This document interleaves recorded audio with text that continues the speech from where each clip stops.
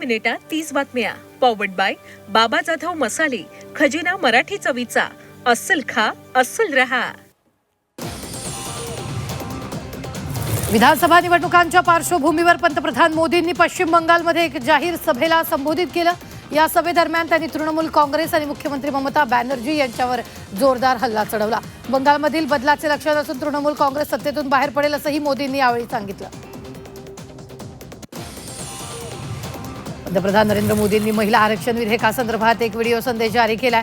प्रस्तावित दुरुस्ती हा केवळ एक कायदेशीर कायदा नसून तो देशभरातील लाखो महिलांच्या आकांक्षाचं प्रतिबिंब आहे, असं मोदींनी संदेशात म्हटलं. सर्व खासदारांना या उपाययोजना पाठिंबा देण्यासाठी एकत्र येण्याचं पंतप्रधानांनी आवाहन केलेलं आहे.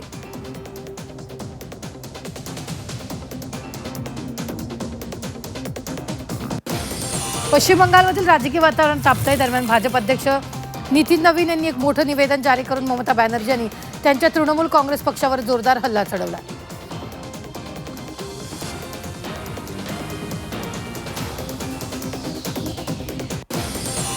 आसाम, केरळ आणि पुदुचेरी या 3 राज्यांमध्ये विधानसभा निवडणुकीसाठी मतदान झालं. एकूण 296 जागांवर निवडणूक लढवली जाते. दरम्यान आसाममध्ये 126 जागांसाठी मतदान प्रक्रिया पूर्ण झाली आहे. निवडणूक आयोगानं सर्व तयारी केली असून नागरिकांनी मोठ्या संख्येने मतदानाचा हक्क बजावला.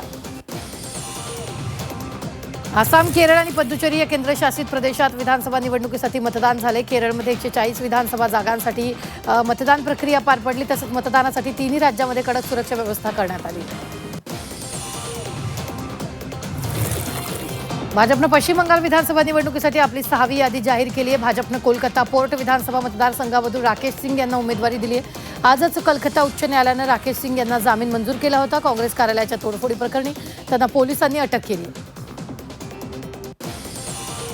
इंदूर महापालिकेत वंदे मातरम गाण्यावरून गोंधळ उडालेला होता. काँग्रेस नगरसेविका फौजिया खान यांनी वंदे मातरम गाण्यास नकार दिला. यावेळी सभापतींनी तात्काळ काँग्रेस नगरसेवकाची सभागृहातून हकालपट्टी केली. शस्त्रसंधीच्या निर्णयानंतर इस्रायलनं लेबनॉनवर हल्ले सुरूच ठेवलेत. इस्रायलनं हिजबुल्लाहच्या ठिकाणांना लक्ष्य केलंय.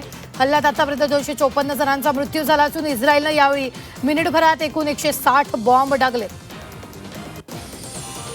मनमाड शहरातून जाणाऱ्या इंदूर पुणे महामार्गावर अपघात झाला आहे. शहरातील मालेगाव चौफुलीवर दुचाकीवरून जाणाऱ्या 2 जणांना इंधन भरून जाणाऱ्या ट्रकनं धडक दिली आहे. अपघातात 2 जण गंभीर जखमी झाले आहेत. तर यावेळी जखमींना उपचारासाठी रुग्णालयात दाखल करण्यात आलं.